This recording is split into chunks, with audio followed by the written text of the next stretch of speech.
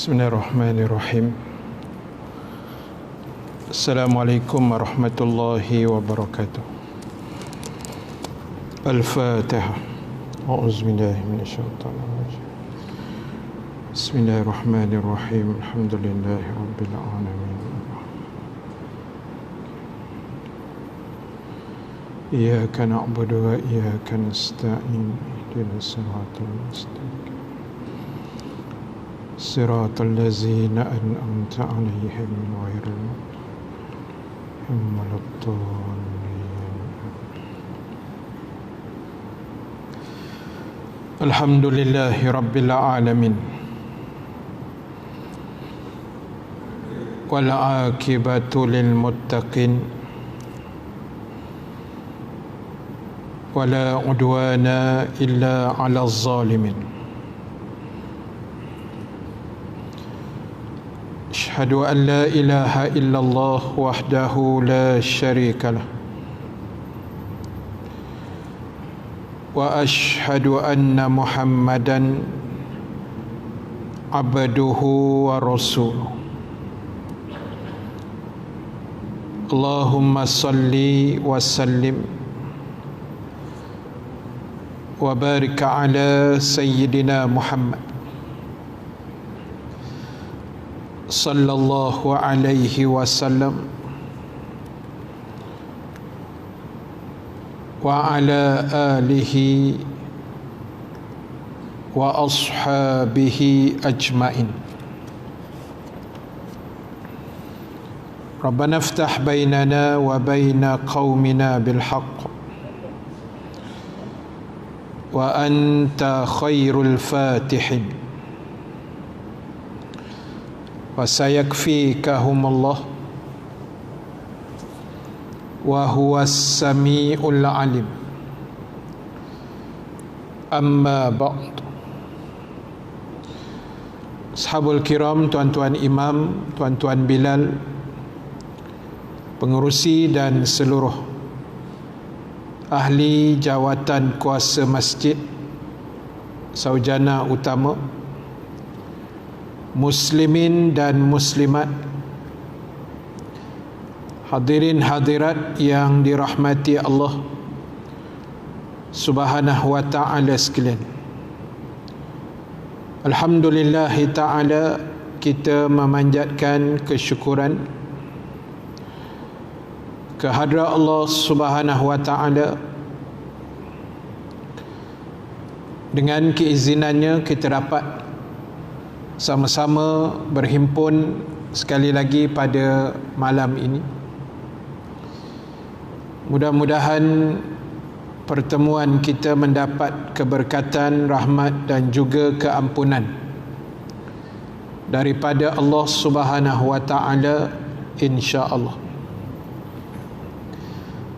Muslimin dan muslimat sekalian, insya-Allah pada malam ini seperti biasa kita akan sambung perbahasan dan perbincangan kita menggunakan kitab Apa Artinya Saya Menganut Islam. Dan kita masih lagi dalam membahaskan tajuk besar yang pertama, saya mestilah Muslim di sudut akidah. Dan kita sambung bacaan muka surat 23 pada firman Allah. Masih lagi dalam catatan nombor 15.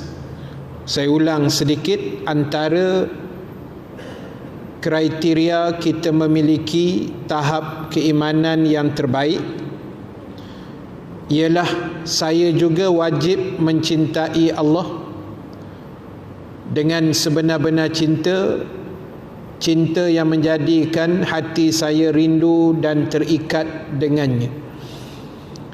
Yang itu kita dah bincang pada bulan yang lepas, kuliah bulan yang lepas. Dan kita sambung pada firman Allah muka surat 23 pada surah At-Taubah, surah yang ke-9 ayat yang ke-24. A'udzubillahi minasyaitonir rajim.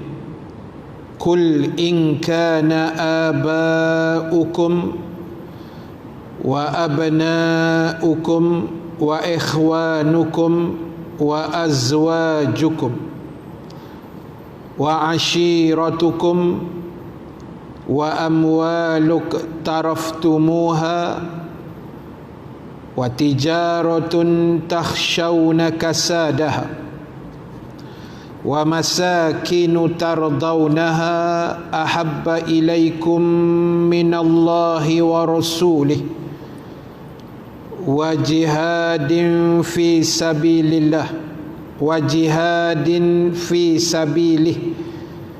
fatarabbasu hatta ya'tiyallahu bi amrih wallahu la yahdil qaumal fasiqin.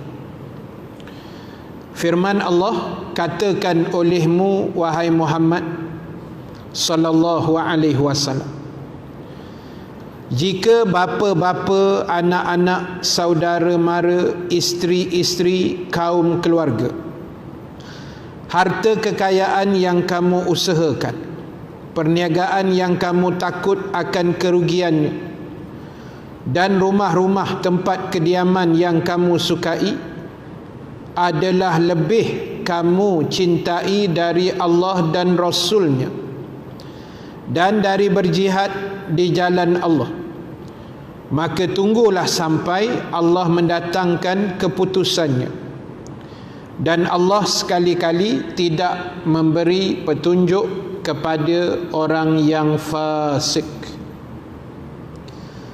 Tuan-tuan, ibu ayah sekalian, ayat ini adalah satu bentuk peringatan dan ancaman yang keras daripada Allah kepada kita,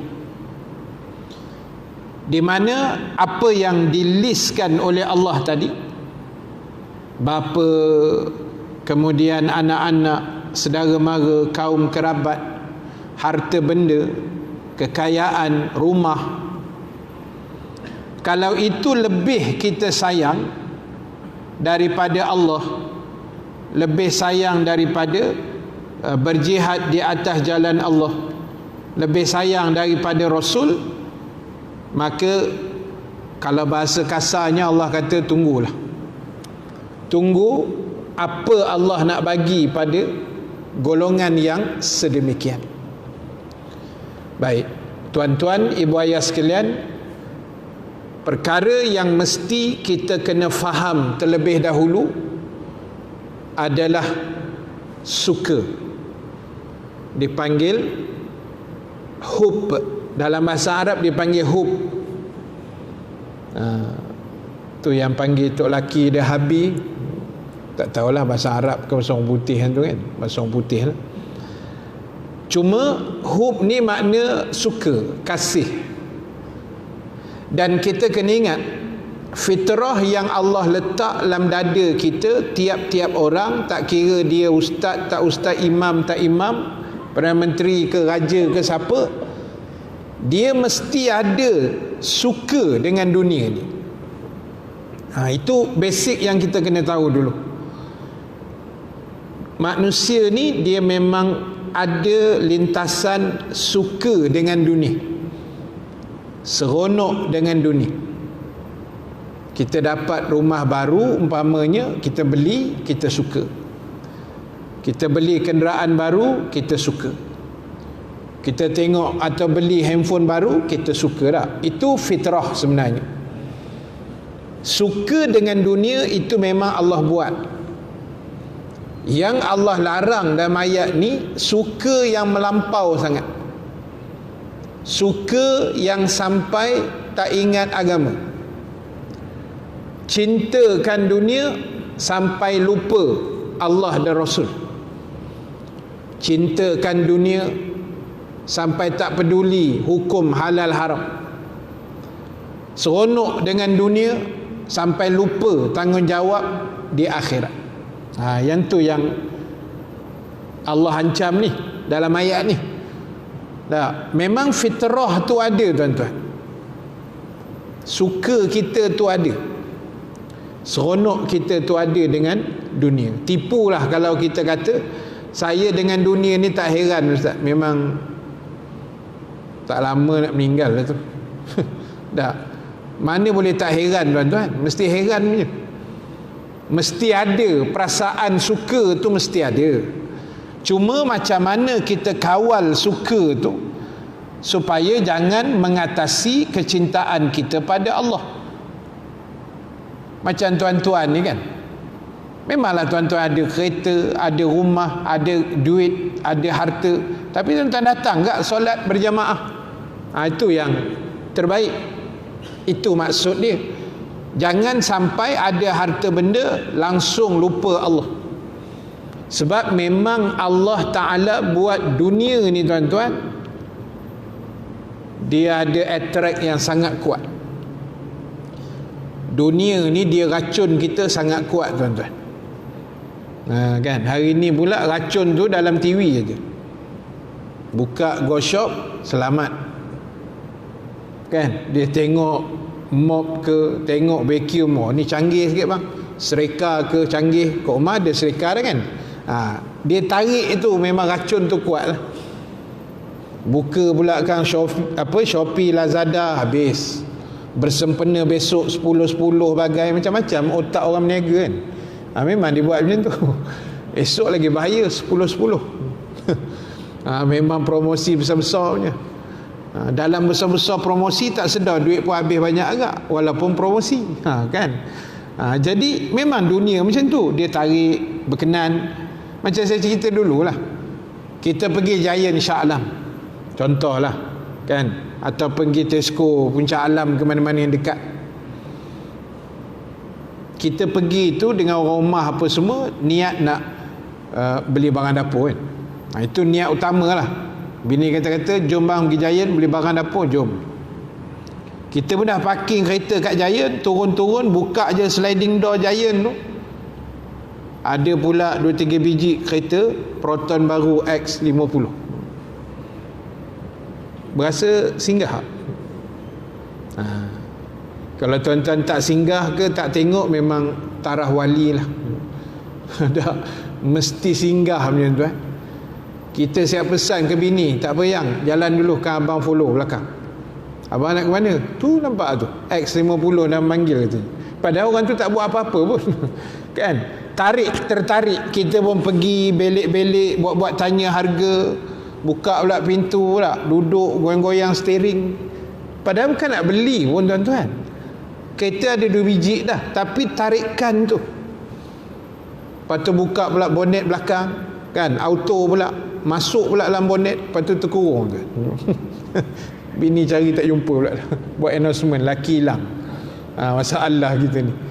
Dah, pasal dunia tuan-tuan, dia punya tarik dia tu, jangan buat pasal.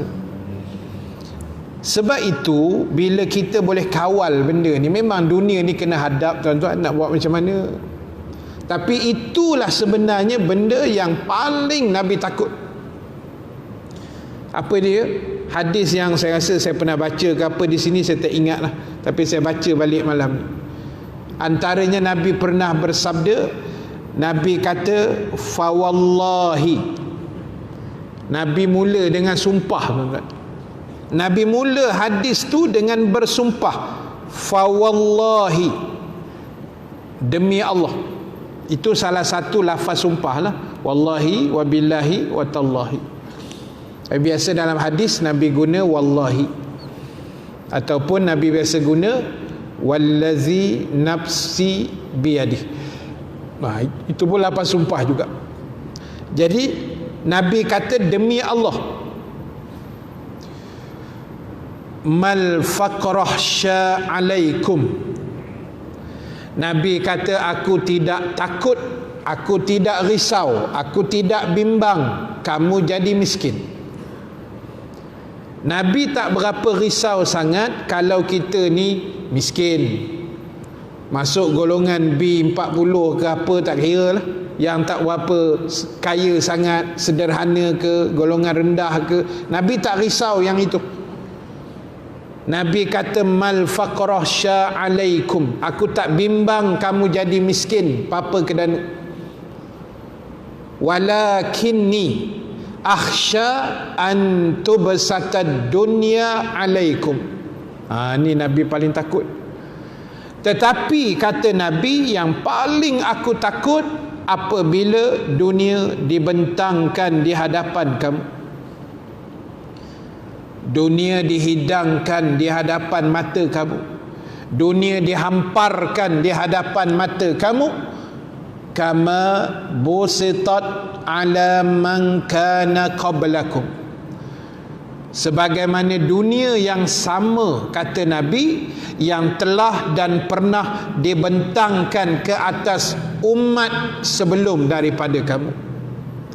Bumi yang kita pijak ni tuan-tuan, inilah bumi yang Firaun pernah pijak, bumi yang Nabi Sulaiman pernah pijak, Nabi Musa pernah pijak, Abu Jahal, sama je, tak ada bumi lain. Inilah satu-satunya bumi yang ada pun. Lalu bila dibentangkan bumi, dunia di hadapan kamu, apa yang berlaku? Yang paling Nabi takut ialah fatanafasuha, nescaya kamu akan berebut-rebut dengan dunia ini.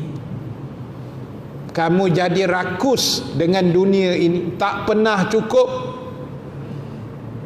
Macam mana orang rakus tuan? Tak peduli halal haram. Tak. Seperti mana kata Nabi, kama tanafasuha, seperti mana umat dulu berebut dengan dunia. Sama je. Cuma zaman aja berbeza, cara je berbeza. Yang keluar dalam paper baru ni kena tangkap Macau scam kan. Bapak gila punya, kaya kan. Habis semua jahanam. Dengan ustaz-ustaz pun di scam kali. Saya pernah kena, bukan pernah kena duit tak, tapi dapat panggilan tu lah. Kan. Dia kata ni Encik Abdul Rahim saya. Lepas tu dia kata Encik ada saman daripada Mahkamah Terengganu. Apa kejadah ke Terengganu pula pergi. Kita duduk Kuala Lumpur tu, duduk Selangor kan. Apa hal pula ke Terengganu pula. Nampak.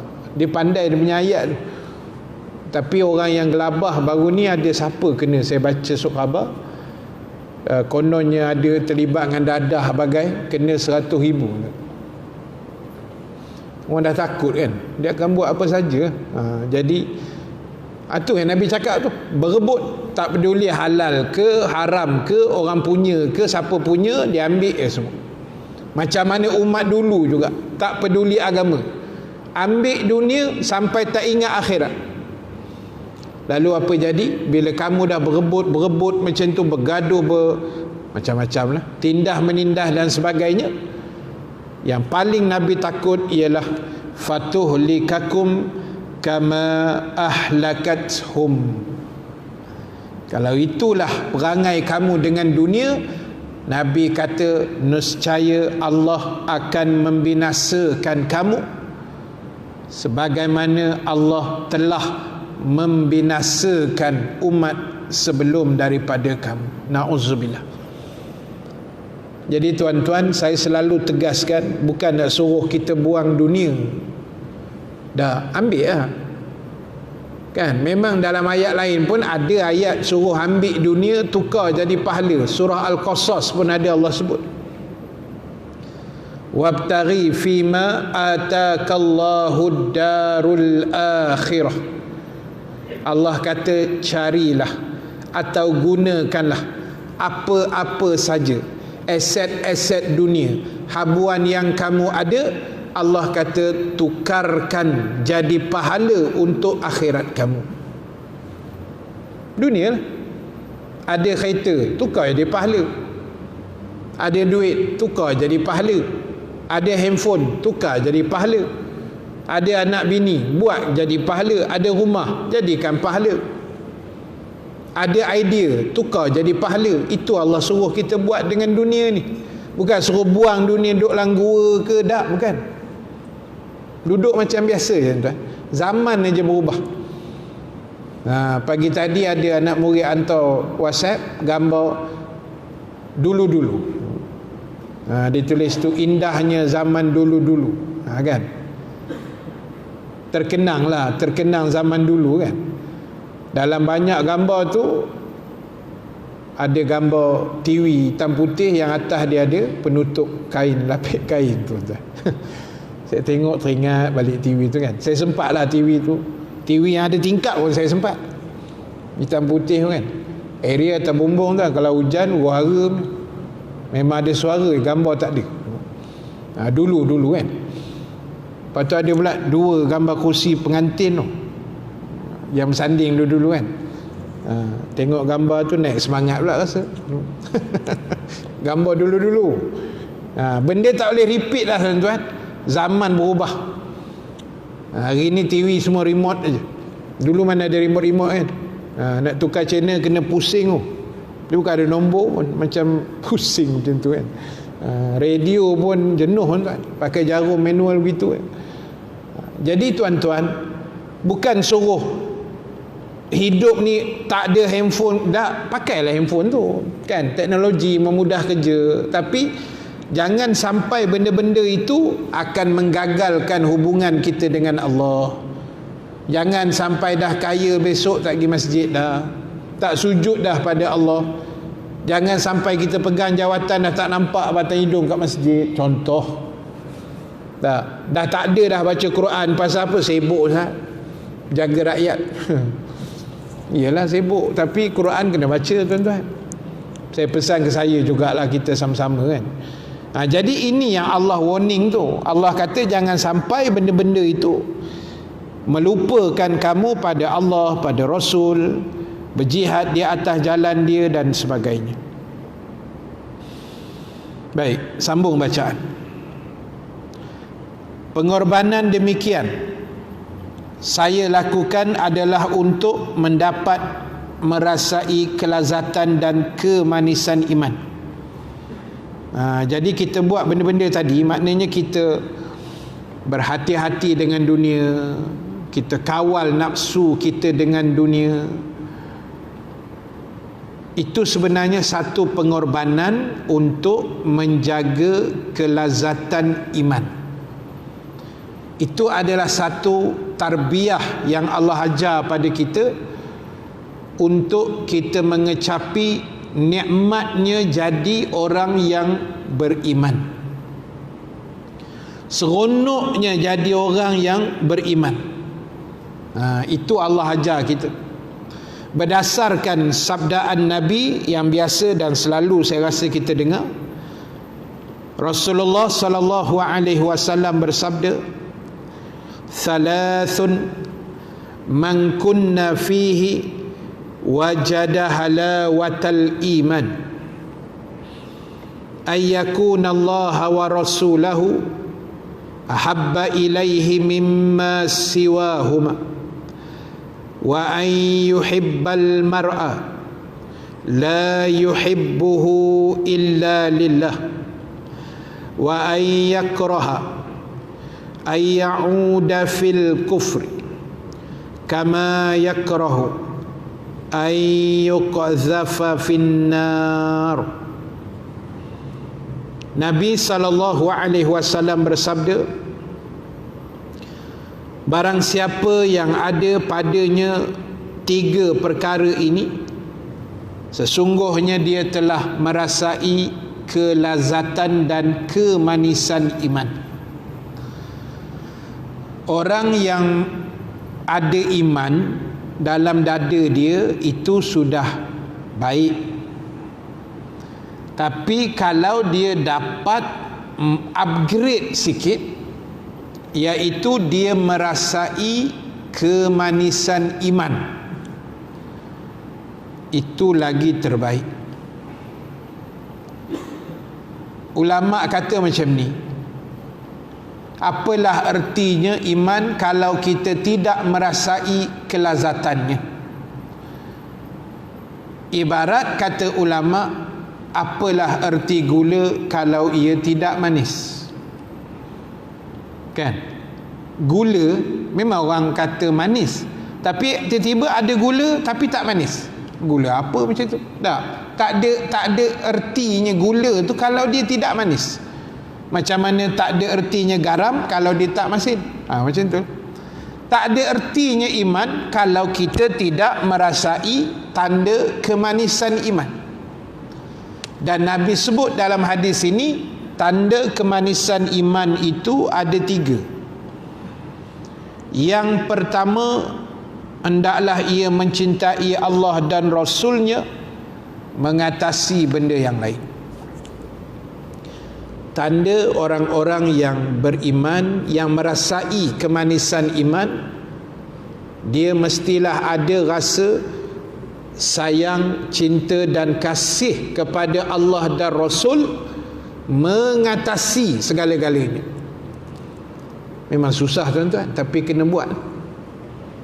Maksud dia apa hal pun Allah Rasul, apa-apa hal agama dulu, apa-apa hal kita dahulukan Allah, dahulukan Rasul. Macam mana para sahabat tuan-tuan radhiyallahu an ajma'in wa arda, tahap kecintaan mereka kepada baginda Rasul sallallahu alaihi wasallam sangat luar biasa, sangat hebat. Kita buka je lembaran sirah Nabi, kita akan jumpa kisah sahabat yang mencintai Nabi dengan qadar yang luar biasa, sampai tahap apa pun Nabi nak buat mereka akan tiru bulat-bulat. Satu hari Nabi musafir dengan sahabat, Nabi berhenti kejap. Nabi kata, tunggu Sat, tunggu kejap, aku nak pergi sana. Sahabat tanya, wahai Rasulullah, kamu nak pergi mana? Buat apa pergi sana? Nabi kata nak buang air, nak qada hajat. Sahabat kata kami nak ikut, kami nak tengok, kata sahabat. Sampai macam itu kecintaan tu. Nabi kata tak payah, nanti aku beritahu lah cara. Dah, tak payah ikut lah. Tapi nak bagi tahu sampai macam itu. Kalau boleh cara Nabi buang air, bertinggung Nabi, duduk Nabi ke macam mana, nak tiru pula-pula. Sayang sahabat pada Nabi, kan? Apa yang Nabi buat mereka tiru tuan-tuan. Pernah seketika Nabi pergi satu rumah sahabat, saya tak ingat nama dia. Orang Arab ni dia suka letak dekat dinding ni bekas air daripada kulit kambing. Orang Arab suka zaman dulu lah, zaman Rasulullah. Jadi bila Nabi masuk, Nabi tanya, ada air kat dalam ni? Ada? Tuan rumah kata ada, wahai Rasulullah. Dia bekas air tu tuan-tuan, di bawah tu dia macam ada penutup lah untuk minum. Dan Nabi berdiri sambil Nabi buka tudung air tu, macam penutup dia, Nabi terus guguk minum sambil berdiri. Selesai semua majlis, balik, sahabat tuan rumah ni dia kerat bekas mulut Nabi yang letak dekat muncung kulit kambing tu, disimpannya tuan, sebab wangi. So di situ datang hukum sebenarnya kita boleh minum berdiri. Cuma yang tak boleh minum berdiri sambil berjalan. Macam dekat pasar malam. Kan? Dekat pasar malam tu kita beli air, lepas tu berdiri minum. Kalau berdiri tak berjalan tak apa. Yang tak comelnya sambil berjalan kan. Nabi minum berdiri setempat. Ada masa tertentu boleh lah. Cuma adat kita pula orang Melayu tak comel. Dia macam tu. Kalau ada kursi lebih baik duduk. Tapi kalau tak ada, macam dekat pasar malam ke dekat mall ke, tak ada kursi kan, boleh je berdiri sebenarnya. Tapi maknanya yalah, dari sudut budaya Melayu tu dia lain sikit kan. Cuma nak sebut sampai macam tu tahap kecintaan sahabat pada Nabi. Tapi kadang kita ni kefahaman tu kadang-kadang tersilap. Macam tadi tu lah kan, minum berdiri, budaya tu jadi lain kan. Macam ada satu kes lagi, sahabat pergi satu rumah, Nabi pergi rumah sahabat semangat nak jamu, tengok-tengok tak ada apa yang nak jamu, tak ada apa pun.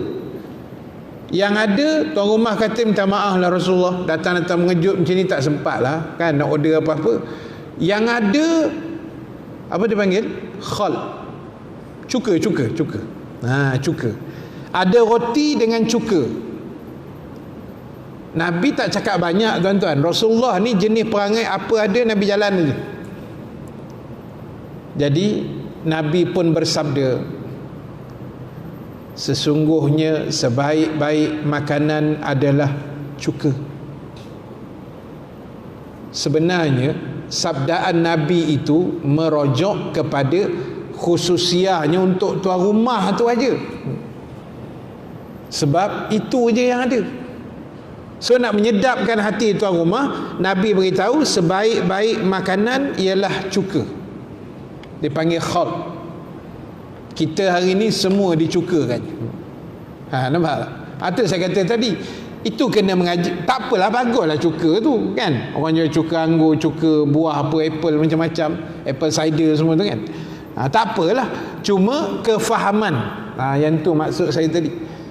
Jadi sebab itulah tuan-tuan, nombor satu tanda sayang, tanda kelazatan iman, apa hal kita dahulukan Allah dan Rasul. Itu mesti didahulukan. Sebab tanpa keduanya tuan-tuan, Allah dan Rasul, kita ni tak ada apa-apa sebenarnya. Kita jangan rasa hebat tuan-tuan. Kalau kita belajar balik sifat Allah, hukum Allah buat manusia adalah harus sahaja. Apa makna harus?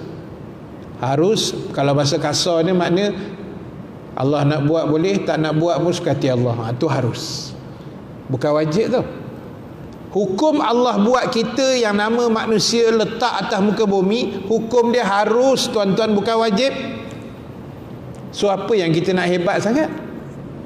Apa yang kita nak belagak tak ketahuan sangat, yang kita nak langgar perintah Allah, sedangkan hukum Allah buat kita adalah harus.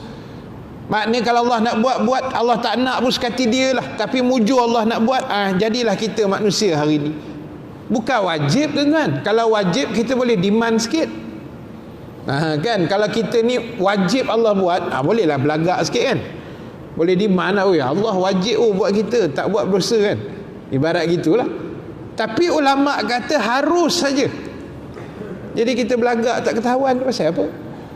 Setengah orang kan langgar perintah Allah, tak dengar cakap Allah, masih hidup dalam, tak tahulah tuan nak cakap, tengok tak mau cerita kan, tak sedap lah benda tu. Jadi saya nak sebut dia macam ni lah.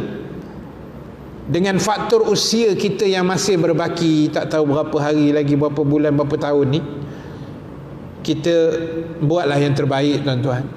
Kita buatlah yang terbaik. Sebab saat tu boleh datang bila-bila masa. Sayyidina Ali kata yang dekat dengan kita ialah kiamat, dan yang paling dekat dengan kita ialah mati. Dia ada beza, dekat dengan paling dekat. Yang dekat dengan kamu, kata Sayyidina Ali, ialah kiamat, tapi yang paling dekat ialah mati. Jadi tuan-tuan, alangkah ruginya, rugi sangat-sangat. Dengan baki yang ada ni kita buat kerja tak senonoh kan. Kita lawan Islam, lawan agama Allah, degil, tak nak dengar cakap Allah. Pada saya benda tu sudah berlalu tuan-tuan. Zaman itu sudah pergilah. Zaman kita degil-degil dulu, zaman remaja kita nakal-nakal apa dulu ni kan. Tuang semayang, tuang puasa apa semua ni. Zaman itu saya rasa dah habis dah. Zaman yang kita duduk dengan usia yang ada ni, insya-Allah, mudah-mudahan, amin ya rabbal alamin, adalah zaman kita nak siapkan bekalan. kita nak prepare bekalan, kita nak cantikkan lagi amal ibadah kita. Ni ujung bulan ni dah Maulid Rasul. Poin pertama kita, sayang pada Allah dan Rasul mengatasi segalanya. Kan dia berkait tu. Jadi tolonglah, apa hal pun referen kita Allah dan Rasul. Ada apa masalah yang melanda kita, rojak pada Allah, berdoa pada dia, minta pada dia. Walaupun ikhtiar kita kena buat. Macam yang COVID sekarang ni makin naik kan. Memang sebenarnya seminggu ni tuan-tuan akan tengok graf tu memang tinggi sikit. Hari ni turun sikit lah, 375 ke 357 tadi. 357. Turun sikit daripada itu hari 600 kan. Dari 3 hari lepas. Memang seminggu ni ikut KKM graf tu memang akan tinggi lah. Pasal KKM dah saring kan, kluster-kluster yang ada diberikan fokus dan sebagainya, dia akan jadi tinggi. InsyaAllah selepas ni dia akan menurun balik. Tapi hari ni memang terkejut juga lah, sebab Kedah 10 kes saja. Kan selalu beratus tu Kedah yang pegang, kluster tembok kan, penjara. Jadi tuan-tuan, Selangor hari ni ada 24 kes baru. Tu yang Kelang kena PKPB kan. Jadi ikhtiar kena buat, PKPB ke PKPP ke apa ke kan, berjarak ke, hand sanitizer ke, pelitup muka ke, bawa sejadah, itu semua usaha kena buat. Yang lain kita serah pada Allah lah tuan. Jangan tak buat apa-apa kan, bila orang bercerita COVID maka tak apa Ustaz, apa dah hal, Allah ada. Itu aku tak tahan ayat tu. Allah Rasul ada Ustaz ni beriman ke tak, dia tanya kita balik. Kan, Allah Rasul kan tuan. Ni pelitup muka kena pakai. Saya dengar voice tadi, tak tahulah betul tak betul kan. Voice ni kadang entah ya ke tidak. Tapi gaya macam betul juga. Yang naik motor ni kena pakai mask juga. Katanya ada buat Roblox besar-besar kat KL lah. KL dengan mana ke tadi. Ramai yang kena saman juga. Naik motor pun kena pakai mask. Walaupun kita lemas ke dalam helmet tu kan, pakai je lah tuan sekejap. Kan, daripada 1000 melayang lagi tak pasal-pasal je. Jadi tuan-tuan, ikhtiar tu kena ada.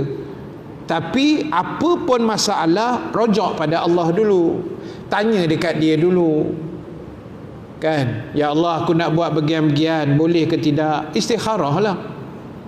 Aku ada modal sikit nak berniaga, ya Allah sesuai ke tidak aku nak berniaga burger, contoh dah. Istikharah dulu.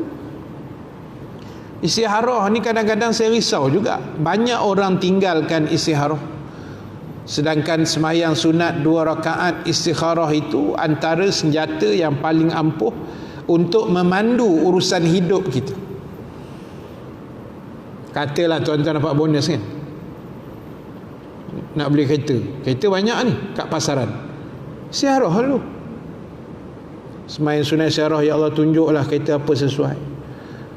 Angkat takbir, tengok sejadah, nampak gambar kancil. Kita baru cadang nak beli Jaguar, kalau keluar kancil, tak puas hati tuan. Semayang sekali lagi, kancil juga. Tapi Ustaz, saya tengok kancil tu nak macam Jaguar ke Ustaz? Dia buat hurai, buat heran macam tu pula dah. Kan? Kalau jawapan dia kancil, kita beli Jaguar juga, salah ke? Tak salah. Cuma mungkin akan datang masalah. Contoh begitulah kan. Ada anak murid tuan, dia ada duit tau. Dia tak tahu nak buat apa, dia istikharah. Tuan-tuan tahu dia keluar gambar apa tuan? Betul ke Ustaz keluar gambar dekat tempat sujud kita? Tak payah istikharah pun keluar gambar tuan. Kita sembahyang isyak lagi, keluar tak gambar kat sejadah? Keluar gambar macam-macam ada. Tak payah istikharah tuan. Kan? Jadi kawan ni lelaki, anak murid.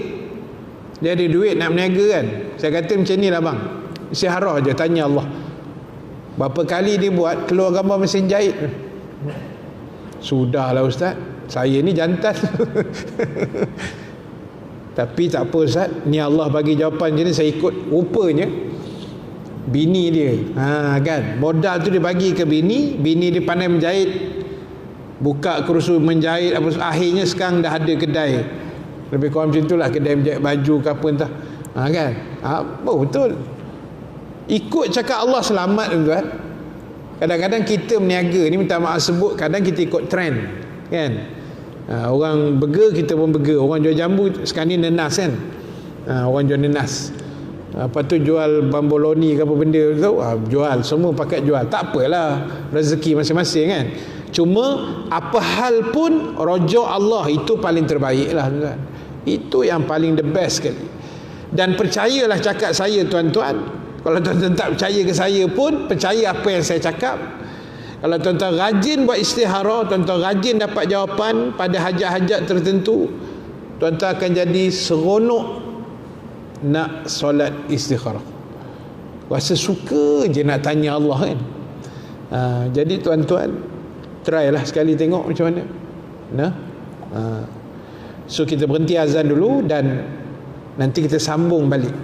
Sebab saya dapat lesen untuk sambung balik dalam 5-10 minit macam itulah, selepas azan insya-Allah.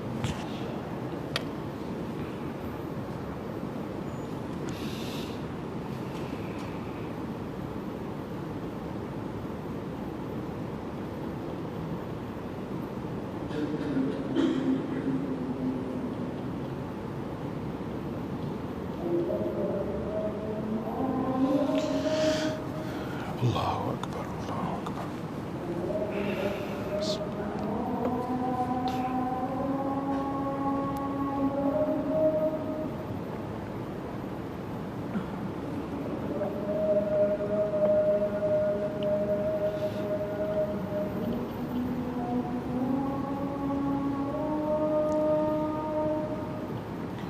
Asyhadu an la ilaha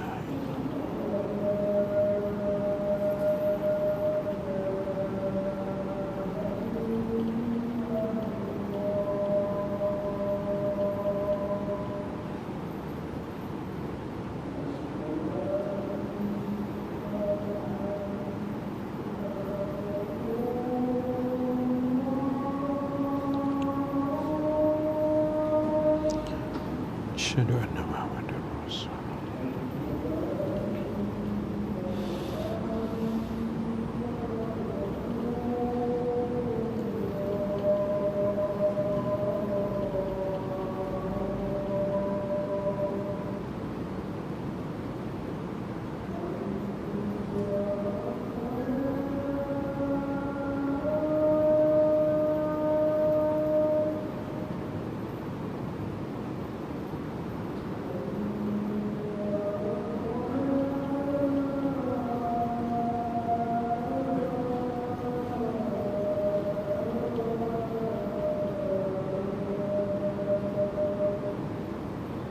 La haula wala quwwata.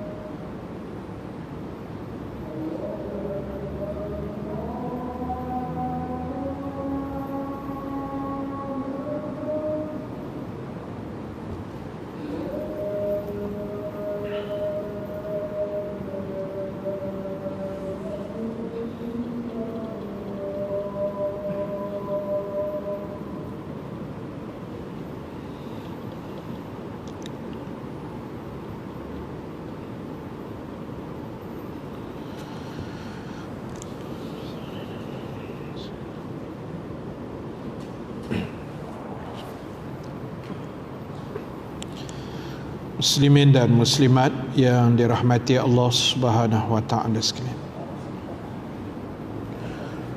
Baik, itu secara ringkas saya sebut. Yang pertama, tanda kemanisan iman ialah mencintai Allah dan Rasul mengatasi cinta kepada yang lain. Yang kedua dan ketiga kita habiskan, jika ia mencintai seseorang tidaklah ia cintai melainkan cintanya kerana Allah. Jadi ingat, bila kita sayang seseorang, manusia di atas muka bumi ini, cinta pada seseorang, pastikan sayang dan cinta kita pada manusia itu, tak kira lah siapa pun, adalah kerana Allah. Aku sayang dia kerana Allah, sebab dia rajin mengaji, dia suka hantar mesej yang baik-baik, dia peringatkan aku jaga-jaga kuliah. Aku sayang dia kerana Allah. Itu tanda kemanisan iman. Kalau sayang sebab benda lain, itu memang ada masalah, kan? Pasal apa sayang pada A ni? Dia suka belanja, kan? Itu dah lain, kan? Saya sayang dia sebab dia rajin belanja saya, Ustaz. Yang kita pula bila nak belanja ni? Asyik dia je belanja, kan? Jadi kita ubah balik. Sayang sipolan ini mesti kerana Allah. Apa hal pun kerana Allah, kerana Islam, kerana agama yang kita kasihi. Dan yang ketiga, tuan-tuan, jika ia benci, ia akan benci kembali menjadi kufur, sebagaimana ia benci untuk masuk ke dalam api neraka. Maknanya, kita yang dah dapat cahaya Islam ni, kita akan benci, na'udzubillahi min zalik, kalau kita ni beralih arah menjadi orang yang kufur. Kita benci nak jadi kufur, kita benci nak melawan agama, kita benci nak lawan Allah dan Rasul, sebagaimana kita rasa benci kalau Allah campak kita masuk dalam api neraka. Ini tanda kemanisan iman. Ya, yang nombor 3 ni kena fahamkan elok-elok. Maknanya kita tak suka nak lawan Allah, kita tak suka nak lawan agama, kita tak suka nak ingkar. Sebab macam mana kita tak suka nanti Allah lempar kita masuk dalam api neraka, na'udzubillah. Tuan-tuan, ibu ayah sekalian, sebab tu saya kata tadi, hidup kita jangan sombong. We are nothing. Kita tak ada apa-apa. Tak usah sombong. Kita pun Allah buat hukumnya harus, tadi saya sebut, kan? Bukan wajib. 2 dah. Dan kita nak menyombong dengan apa yang ada ni pun, semua Allah punya, kan? Tak usah kira harta benda, kan? Langit bumi semua dia punya, oksigen dia punya, kulit kita pun dia punya, mata kita pun dia punya. Apa yang kita punya? Jadi fikir-fikir macam tu, jangan berasa sombong diri, jangan rasa kita hebat. Saya selalu pesan, kalau kita rasa kita hebat di sarjana ni, kita kena ingat ada orang lebih hebat daripada kita. Dia macam ni lah, tuan-tuan. Kita bawa kereta, kan, kita rasa kita bawa laju dah, kita tengok ada orang laju daripada kita. Kita rasa dah 16 lah, dia potong kiri 18, tuan. Dia macam tu lah. Kita rasa kita pandai, ada orang lebih pandai. Kita rasa kita kaya, ada orang lebih kaya daripada kita. Kita rasa kita ni rajin baca Quran, tak, ada orang lebih rajin daripada kita, tuan. Ada, kita jumpa banyak dah. Kita rasa kita rajin dah semayang sunat, puasa sunat, dah ada orang lebih rajin daripada kita. Kena anggap gitu, supaya hilang penyakit sombong. Sebab tuan-tuan, Allah pernah tarbiyah Nabi Sulaiman. Nabi Sulaiman kan hebat, kan? Dia ada merintah jin, manusia, angin, boleh kontrol angin, boleh faham, communicate dengan binatang, kan? Nabi Sulaiman. Rakyat dia banyak. Satu hari, saya ringkaskan penutup cerita kita malam ni, 5 minit lagi. Satu hari Nabi Sulaiman buat himpunan. Yalah, dihimpun semua rakyat dia. Tajamnya mata Nabi Sulaiman, dalam banyak-banyak tu dia boleh nampak burung hudhud tak ada. Burung hudhud. Kalau Quran sebut hudhuda, burung hudhud. Mungkin orang Melayu panggil burung belatuk lah. Lebih kurang spesies tu lah. Atau orang putih panggil woody woodpecker. Sama lah tu. Nabi Sulaiman kata, mana burung hudhud? Aku tak nampak batang hidung dia pagi dalam himpunan. Binatang lain jawab, tak tahu, kami pun tak nampak. Nabi Sulaiman kata macam ni lah. Terus Nabi Sulaiman naik angin tu kan, tak tahulah angin dia kat mana hari tu. Naik angin Nabi Sulaiman. Dia kata macam ni, kalau hud-hud datang, kamu jumpa, suruh dia menghadap aku. Dan kalau dia datang menghadap aku, dia tak ada satu hujah yang kuat, aku tak mau cakap banyak, aku akan hukum dia, aku sembelih kerat tengkuk. Tiba-tiba Nabi Sulaiman naik angin kan. Burung hud-hud tak ada. Yang jadi kelang kabut binatang lain lah. Binatang lain semua dah kelang kabut. Allah, Nabi Sulaiman naik angin pula hari ni. Tak apalah. Petang sikit burung hud-hud balik. Relax, terbang balik kan. Binatang lain tanya, bro, hilang mana pagi tadi tak nampak? Ni saya translate tu kan. Quran tak sebut bro-bro gitu kan. Ni bagi faham dan sedap cerita tu kan. Binatang lain tanya, bro, bagaimana hilang? Dia kata ada, sibuk apa kan. Nabi Sulaiman mengamuk, pagi tadi engkau tak nampak batang hidung. Nabi Sulaiman suruh menghadap sekarang juga. Dan satu pesanan Nabi Sulaiman, kata binatang lain, kalau engkau tak ada hujah yang kuat, habis lah. Kira hari ni last lah kami jumpa engkau, lepas ni jadi gendang kot, tak tahulah. Hud-hud kata, relax bro, ni hud-hud belagak kat dia kan. Dia belagak tu pasal dia ada point tau.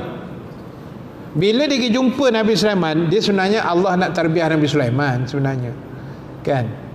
Bila Nabi Sulaiman panggil dia, engkau pergi mana? Kalau engkau tak ada hujah yang kemas, habis engkau hari ni, aku akan seksa engkau. Burung hud-hud kata, wahai Nabi Sulaiman, bawa tenang dulu. Aku ada benda yang besar, naba'in azim, aku ada bawa satu berita besar yang aku yakin 100%, kata hud-hud, benda ni kau pun tak tahu. Itu poin hud-hud tu, kemas dia. Sebenarnya itu tarbiyah Allah ajar Nabi Sulaiman. Ibarat burung hud-hud nak cakap, wahai Sulaiman, wahai Nabi Sulaiman, kau jangan rasa kau hebat sangat, engkau raja, engkau Nabi, yalah betul lah, tapi ingat, aku ada benda yang aku tahu yang kau tak tahu. Itu tarbiyah dia. Allah nak ajar Nabi Sulaiman. Bukan Nabi Sulaiman tu sombong tak ketahuan macam kita, tak. Allah nak tarbiyah saja kan. Hebat macam mana pun kita bukan tahu semua tuan-tuan. Nabi Sulaiman yang tahu bahasa binatang, yang boleh kontrol angin ke sana kemari, pun ada benda yang dia tak tahu. Itulah makhluk namanya. Lalu hud-hud pun ceritalah yang dia pergi Sabak. Ya, Sabak ni di Yaman, tuan-tuan, bukan Sabak berenang, Sabak. Dia tengok kerajaan Sabak, kemudian di sana dia kata ada perempuan cantik yang menjadi raja permaisuri yang sembah api dengan rakyat dia. Nabi Sulaiman dengar puas hati. Selamat engkau, kalau tidak rendang. Hud-hud jawab. Jadi nak beritahu poin dia tuan-tuan, jangan sombong. Walaupun Nabi Sulaiman tu sangat hebat, kerajaannya luas. Tuan-tuan buka tafsir Ibnu Katsir tuan-tuan. Tafsir Ibnu Katsir sebut Nabi Sulaiman kalau dia nak pergi satu tempat ke satu tempat, dia akan suruh angin bawa. Dan kata Ibnu Katsir, Nabi Sulaiman ke sana kemari dengan angin, dengan menaiki tikarnya atau permaidaninya. Siapa kata? Tafsir Ibnu Katsir. Dihurai surah An-Namli kalau tak silap, yang banyak kisah Nabi Sulaiman dalam tu. Dia kata Nabi Sulaiman pergi satu tempat, diarahkan angin suruh bawa, dan dia duduk atas permaidani atau tikarnya. Orang Melayu panggil tikar terbang. Cuma perkataan Zamzam Al-Kazam itu Piramli yang tambah. Tuan-tuan tengok Piramli punya otak tuan. Tuan-tuan ingat Piramli Koman ke? Kan? Cuba buka tuan-tuan pun tahu dah cerita-cerita dia kan. Semua hidup cerita dia, banyak yang menggambarkan kisah Nabi-Nabi pun ada sebenarnya dalam cerita dia tu. Arab-Arab kan? Kan? Dibuat slang Arab. Cuma ditambah Zam-Zam Al-Kazam nak bagi sedap cerita lah kan. Cuma Nabi Sulaiman tak tahulah dia baca apa, tidak dinyatakan, tapi dia dibawa oleh angin. Dan kata Imam Ibn Katsir, Nabi Sulaiman duduk di atas sejadah atau tikar atau permaidani, kapet lah kita panggil, memang ada. Dan perjalanan yang biasa dilalui oleh orang awam selama sebulan, macam kita lah nak pergi satu tempat sebulan baru sampai. Ibn Katsir kata Nabi Sulaiman 1 pagi je, laju tak laju dah. Kita sebulan baru sampai, Nabi Sulaiman sepagi, pas subuh tolak pukul 10 sampai. Angin kan, kan laju angin. Itu pun Allah tarbiyah juga tuan-tuan. Kita yang tak apa Nabi ni lagilah teruk kena tarbiyah kan. Jadi kesimpulan akhirnya tuan-tuan, ingat, yang pertama saya nak simpulkan, tugas kita masih banyak. Buat kerja agama, jangan lawan agama. Letakkan diri kita pencinta agama, insya-Allah. Dan yang kedua, siapkanlah bekalan apa yang terbaik, apa yang patut, sebelum kematian itu datang bertemu dengan kita satu hari nanti. Dan mudah-mudahan Allah Ta'ala menganugerahkan kita dengan husnul khatimah, insya-Allah, sebagai pengakhiran hidup kita di dunia ini nanti. Dan yang ketiga tuan-tuan, ibu ayah sekalian, kita ingatkan sekali lagi, pakat-pakat jaga pesanan-pesanan pihak berwajib tentang COVID ini. Sebab ialah benda kita tak tahu tuan-tuan. Tadi saya dapat berita daripada abang saya pun di Gombak, ada kawan-kawan kita AJK kawasan di Gombak pun ada seorang 2 yang dah kena COVID positif. Jadi kita tak tahu kan punca tu dari mana dia dapat tu, kita tak pasti lagi. Jadi masalah lah. 3 orang, seorang tu laki bini pula mengajar di pasti kan. Dah satu pasti nak kena swab pula tuan. Satu kerja lah. Jadi apa pun kita ikhtiar elok-elok, jaga apa yang disuruh buat, dan bismillah tawakal ala Allah, itu saja. Lain kita tak ada daya dah tuan kan. Benda ni Allah Ta'ala saja sebenarnya. Kita sebagai makhluk manusia, kita ikhtiar. Dan apa yang kita hadap ni sekarang dipanggil gelombang ketiga lah. Dan kita harap dalam masa terdekat ni dia akan menurun lagi, insya-Allah, dengan kerjasama semua pihak lah.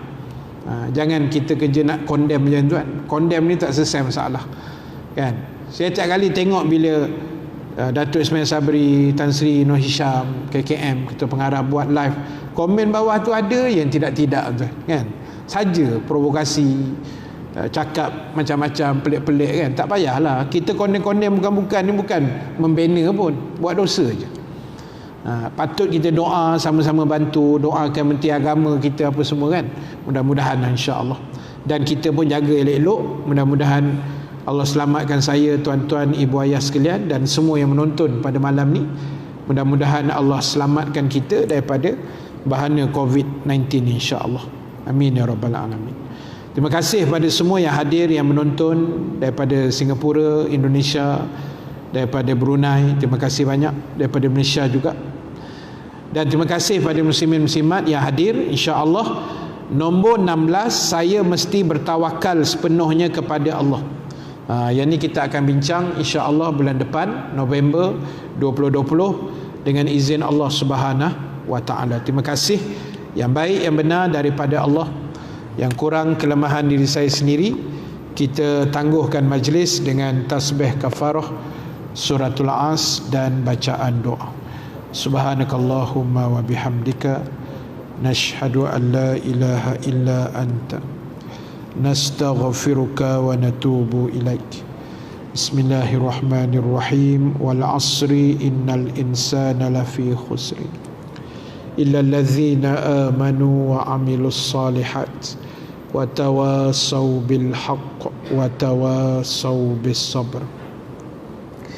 بسم الله الرحمن الرحيم. الحمد لله رب العالمين، والصلاة والسلام على أشرف الأنبياء والمرسلين سيدنا محمد وعلى آله وصحبه أجمعين.